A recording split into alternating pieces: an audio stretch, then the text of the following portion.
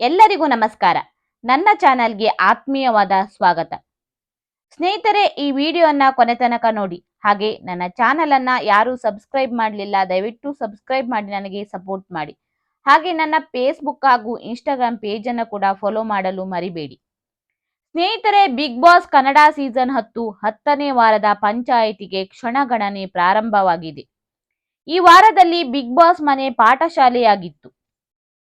ಸ್ಪರ್ಧಿಗಳು ವಿದ್ಯಾರ್ಥಿಗಳಾಗಿ ಶಿಕ್ಷಕರಾಗಿ ನಲಿದಿದ್ದರು. ಟಾಸ್ಕ್ಗಳೆಲ್ಲ ಮುಗಿದ ನಂತರ ಪ್ರತಿ ಬಾರಿಯಂತೆ ಈ ಬಾರಿ ಕ್ಯಾಪ್ಟನ್ಸಿ ಟಾಸ್ಕ್ ನಡೆದಿಲ್ಲ. ಕಾರಣ, ಕಳೆದ ವಾರ ವರ್ತೂರ್ ಸಂತೋಷ್ ಅವರು ಮೋಸದ ಆಟ ಆಡಿ ಕ್ಯಾಪ್ಟನ್ ಆಗಿದ್ದರು. ಇದರಿಂದ ಸಿಟ್ಟುಗೊಂಡ ಸುದೀಪ್ ಅವರು ಕ್ಯಾಪ್ಟನ್ ರೂಮ್ಗೆ ಬೀಗ ಹಾಕಿಸಿದ್ದರು. ಜೊತೆಗೆ ಇನ್ನು ಮುಂದೆ ಬಿಗ್ ಬಾಸ್ ಮನೆಯಲ್ಲಿ ಯಾರೂ ಕೂಡ ಕ್ಯಾಪ್ಟನ್ ಇರುವುದಿಲ್ಲ ಎಂದು ಹೇಳಿದ್ದರು.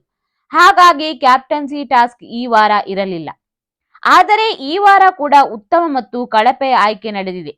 ಈ ವಾರದ ಉತ್ತಮ ಪಟ್ಟ ತುಕಾಲಿ ಸಂತೋಷ್ ಅವರಿಗೆ ಸಿಕ್ಕಿದೆ. ಈ ವಾರದ ಪಾಠಶಾಲೆಯ ಟಾಸ್ಕ್ನಲ್ಲಿ ತುಕಾಲಿ ಅವರು ಎಲ್ಲರನ್ನು ಚೆನ್ನಾಗಿ ರಂಜಿಸಿದ್ದರು. ಹಾಗಾಗಿ ಉತ್ತಮ ಸಿಕ್ಕಿದೆ. ಇನ್ನು ಕಳಪೆ ಪಟ್ಟ ಪವಿ ಅವರಿಗೆ ಸಿಕ್ಕಿದೆ. ಪವಿ ಅವರು ಈ ವಾರ ಚೆನ್ನಾಗಿ ಆಟದಲ್ಲಿ ತಮ್ಮನ್ನು ತಾವು ತೊಡಗಿಸಿಕೊಂಡಿಲ್ಲ. ಹಾಗಾಗಿ ಕಳಪೆ ನೀಡಲಾಗಿದೆ.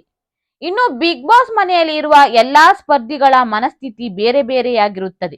ಎಲ್ಲರ ಮನಸ್ಥಿತಿಯನ್ನು ಎದುರಿಸಿ ಜೊತೆಗೆ ಸಾಗೋದು ಅಷ್ಟು ಸುಲಭವಲ್ಲ.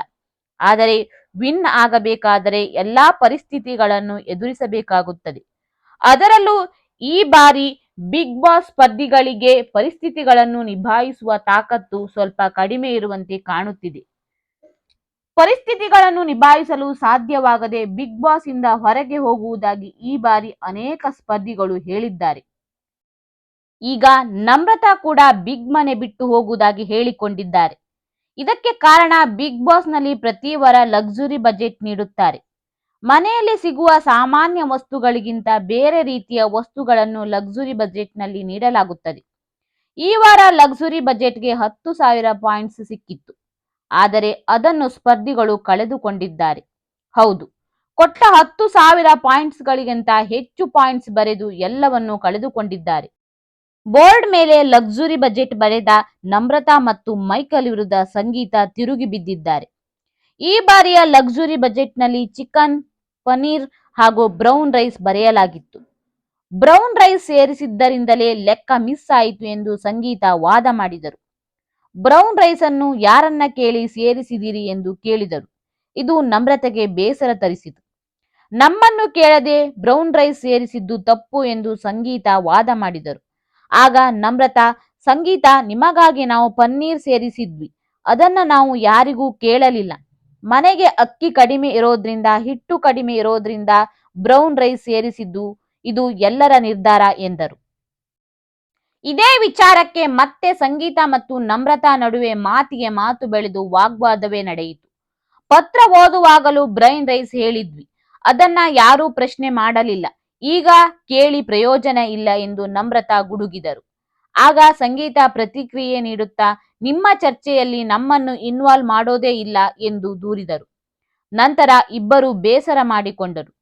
ಸಂಗೀತ ಮೆಂಟಲಿ ತುಂಬಾ ಹಿಂಸೆ ಕೊಡ್ತಾರೆ.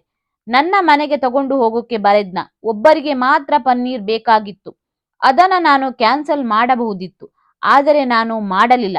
ಲಕ್ಸುರಿ ಪಾಯಿಂಟ್ ಟೋಟಲ್ 11,000 ಆದಾಗ ಬ್ಲ್ಯಾಂಕ್ ಆಗಿದ್ದು ನಿಜ. ಅದನ್ನ ಯೋಚನೆ ಮಾಡದೆ ಪ್ರಶ್ನೆ ಮಾಡ್ತಾರೆ. ತುಂಬಾನೇ ನೆಗೆಟಿವಿಟಿ ಸ್ಪ್ರೆಡ್ ಮಾಡ್ತಾರೆ ಸಂಗೀತ. ನನ್ನ ಬಳಿ ಇರೋಕೆ ಆಗುತ್ತಿಲ್ಲ, ನಾನು ಹೊರಗೆ ಹೋಗುತ್ತೇನೆ ಎನ್ನುತ್ತಾ ನಮ್ರತಾ ಕಣ್ಣೀರು ಹಾಕಿದರು. ಸಂಗೀತ ಕೂಡ, ನನಗೆ ತುಂಬಾ ಹರ್ಟ್ ಆಗುತ್ತಿದೆ, ನಾನು ಏನೂ ಮಾಡಿಲ್ಲ, ಪ್ರಶ್ನೆ ಮಾಡಿದರೆ ಜಗಳ ಆಡ್ತಾರೆ ಎಂದು ಬೇಸರ ವ್ಯಕ್ತಪಡಿಸಿದರು. ಇಲ್ಲಿ ತಪ್ಪು ಯಾರದ್ದೋ ಗೊತ್ತಿಲ್ಲ, ಆದರೆ ಮಾಡಿದ ತಪ್ಪಿನಿಂದ ಇಡೀ ಮನೆ ಲಕ್ಸುರಿ ಬಜೆಟ್ ಕಳೆದುಕೊಂಡಿದೆ. ಲಕ್ಸುರಿ ಬಜೆಟ್ ಕಳೆದುಕೊಂಡ ಸದಸ್ಯರು ಕಡಿಮೆ ವಸ್ತುಗಳನ್ನೇ ಬಳಸಿ ಅಡುಗೆ ಮಾಡಬೇಕಾಗಿತ್ತು. ಅದೂ ಕೂಡ ಸಾಕಾಗುತ್ತಿರಲಿಲ್ಲ. ಆಗ ಪ್ರತಾಪ್ ಹಾಗೂ ಇನ್ನೂ ಕೆಲವು ಸದಸ್ಯರು ರಾಗಿ ಮುದ್ದೆ ಮಾಡುವ ಪ್ಲಾನ್ ಮಾಡಿದರು. ಆದರೆ ವಿನಯ್, ಸಿರಿ, ನಮ್ರತಾ ಇನ್ನೂ ಕೆಲವು ಸದಸ್ಯರು ಇದಕ್ಕೆ ವಿರೋಧ ವ್ಯಕ್ತಪಡಿಸಿದರು. ತುಕಾಲಿ ಸಂತೋಷ್, ಕಾರ್ತಿಕ್, ಮೈಕಲ್ ಮತ್ತು ವರ್ತೂರ್ ಸಂತೋಷ್ ಅವರ ಒಪ್ಪಿಗೆಯಿಂದ ಪ್ರತಾಪ್ ರಾಗಿ ಮುದ್ದೆ ಮಾಡಿದರು. ಆದರೆ ಆ ಬಳಿಕ ಗ್ಯಾಸ್ ಆಫ್ ಆಯಿತು. ಇದರಿಂದ ಮನೆಯಲ್ಲಿ ಅಲ್ಲೋಲ ಕಲ್ಲೋಲ ಉಂಟಾಯಿತು. ರಾಗಿ ಮುದ್ದೆ ಮಾಡಲು ವಿರೋಧ ವ್ಯಕ್ತಪಡಿಸಿದ ಸದಸ್ಯರು ಪ್ರತಾಪ್ ವಿರುದ್ಧ ಸಿಡಿದೆದ್ದರು. ಅದರಲ್ಲೂ ವಿನಯ್ ಪ್ರತಾಪ್ ಮೇಲೆ ತಮ್ಮ ಉಗ್ರವತಾರ ತೋರಿದರು. ಆಗ ಪ್ರತಾಪ್ ಪರವಾಗಿ ಕಾರ್ತಿಕ್, ತುಕಾಲಿ, ವರ್ತೂರ್ ಅವರು ನಿಂತರಾದರೂ ವಿನಯ್ ಪ್ರತಾಪ್ಗೆ ಬೈಯುತ್ತಲೇ ಇದ್ದರು. ಪ್ರತಾಪ್ಗೆ ಚುಚ್ಚಿ ಚುಚ್ಚಿ ಮಾತನಾಡುತ್ತಲೇ ಇದ್ದರು. ಮನೆಯವರೆಲ್ಲ ಹಸಿದಿದ್ದರು. ಊಟಕ್ಕಾಗಿ ಕಾಯುತ್ತಿರುವಾಗ ಮನೆಯ ಸದಸ್ಯರಿಗೆ ಸಂದೇಶಗಳು ಪತ್ರದ ಮೂಲಕ ಬಂದಿತು. ಆ ಸಂದೇಶವನ್ನು ಸ್ವತಃ ಸುದೀಪ್ ಅವರೇ ಕಳುಹಿಸಿದ್ದರು. ಇದರಿಂದ ಮನೆ ಮಂದಿಗೆಲ್ಲ ತುಂಬಾನೇ ಸಂತೋಷವಾಯಿತು. ಜೊತೆಗೆ ಸುದೀಪ್ ಅವರ ಕಡೆಯಿಂದ ಸ್ಪರ್ಧಿಗಳಿಗೆ ಸರ್ಪ್ರೈಸ್ ಕೂಡ ಕಾದಿತ್ತು. ಹೌದು, ಸುದೀಪ್ ಅವರು ತಮ್ಮ ಕೈಯಾರೆ ಅಡುಗೆ ಮಾಡಿ ಸ್ಪರ್ಧಿಗಳಿಗೆ ಊಟ ಕಳುಹಿಸಿದ್ದರು. ಹಸಿದಿದ್ದ ಮನೆಯ ಸದಸ್ಯರಿಗೆ ಆದ ಸಂತೋಷಕ್ಕೆ ಪಾರವೇ ಇರಲಿಲ್ಲ. ಎಲ್ಲರೂ ನಗುನಗುತ್ತಾ ಊಟ ಮಾಡಿದರು. ಇನ್ನೊಂದು ವಿಶೇಷವೆಂದರೆ ಎಲ್ಲರೂ ಊಟ ಮಾಡುವ ಸಮಯದಲ್ಲಿ ಸುದೀಪ್ ಅವರು ಲೈವ್ ಆಗಿ ಮಾತನಾಡಿದ್ದು ಮನೆಯ ಸದಸ್ಯರಿಗೆ ಇನ್ನಷ್ಟು ಖುಷಿ ಕೊಟ್ಟಿತು. ಸುದೀಪ್ ಅವರು ಊಟದ ಬ್ಯಾಗ್ಗಳ ಮೇಲೆ ಬರೆದು ಕಳುಹಿಸಿದ್ದ ಸಂದೇಶಗಳನ್ನು ಓದಿ ಸ್ಪರ್ಧಿಗಳು ಇನ್ನಷ್ಟು ಖುಷಿಪಟ್ಟರು. ಒಟ್ಟಾರೆ ಈ ವಾರ ಸ್ಪರ್ಧಿಗಳಿಗೆ ಸುದೀಪ್ ಅವರ ಕೈ ರುಚಿಯನ್ನು ಸವಿಯುವ ಭಾಗ್ಯ ಸಿಕ್ಕಿದೆ. ಇನ್ನು ವಾರದ ಪಂಚಾಯಿತಿಯಲ್ಲಿ ಸುದೀಪ್ ಅವರು ಯಾವ ವಿಚಾರಗಳ ಬಗ್ಗೆ ಚರ್ಚೆ ಮಾಡುತ್ತಾರೆ ಎಂದು ಕಾದು ನೋಡಬೇಕಿದೆ. ಸ್ನೇಹಿತರೆ, ಈ ವಿಡಿಯೋ ಇಷ್ಟ ಆದರೆ ದಯವಿಟ್ಟು ಲೈಕ್ ಮಾಡಿ, ಶೇರ್ ಮಾಡಿ ಮತ್ತೆ ಕಮೆಂಟ್ ಮಾಡಿ. ಇನ್ನೊಂದು ಹೊಸ ವಿಡಿಯೋದೊಂದಿಗೆ ನಿಮ್ಮ ಮುಂದೆ ಬರುತ್ತೇನೆ. ಎಲ್ಲರಿಗೂ ಧನ್ಯವಾದಗಳು.